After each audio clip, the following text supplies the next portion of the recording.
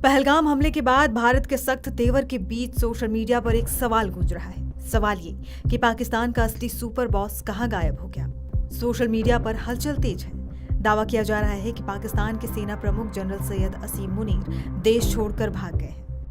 हाल ही में पहलगाम में हुए आतंकी हमले के बाद भारत के आक्रामक तेवर ने इस अफवाह को और हवा दी है। दोनों देशों के बीच तनाव चरम पर है और भारत की कूटनीतिक दबाव नीति ने इस बार पाकिस्तान की नींद उड़ा दी है।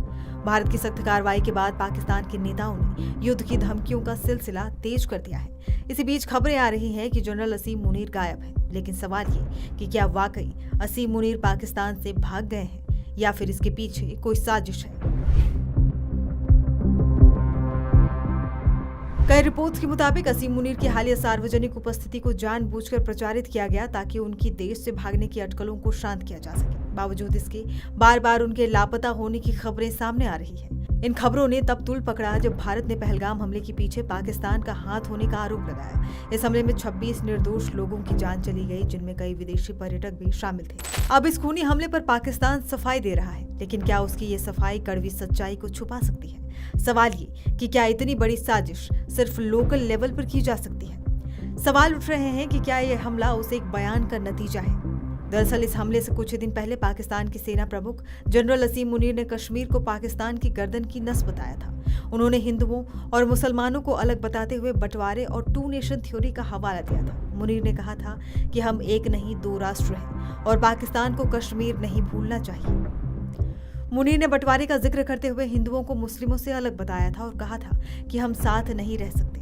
उन्होंने ये भी कहा था कि हमारे पूर्वजों ने सोचा कि हम जीवन के हर मुमकिन पहलू में हिंदुओं से अलग हैं। हमारा धर्म अलग है, हमारे रीति रिवाज अलग हैं, हमारी परंपराएं, हमारे विचार और हमारी महत्वाकांक्षाएं भी अलग हैं। पिछले 6 सालों में भारत पर हुए बड़े आतंकी हमलों की जब भी जांच गहराई से हुई, एक नाम लगातार सामने आया। वो नाम है जनरल हाफिज असीम मुनीर का, पाकिस्तान की सेना का प्रमुख। चाहे पठानकोट का हमला हो, साल 2019 का पुलवामा ब्लास्ट या साल 2025 में पहलगाम में पर्यटकों पर हुआ खूनी हमला, खुफिया एजेंसियों के मुताबिक इन सभी हमलों के पीछे साजिश की मंजूरी मुनीर की तरफ से ही दी गई थी। पाकिस्तान सेना के इस जनरल के आतंकियों से कथित रिश्ते और भारत विरोधी जहर से पाकिस्तान का दोहरा चेहरा बेनकाब होता है। एक तरफ दुनिया के सामने शांति की बातें और दूसरी तरफ सीमा पार हिंसा को हवा देना, यही पाकिस्तान की नीति बन चुकी है।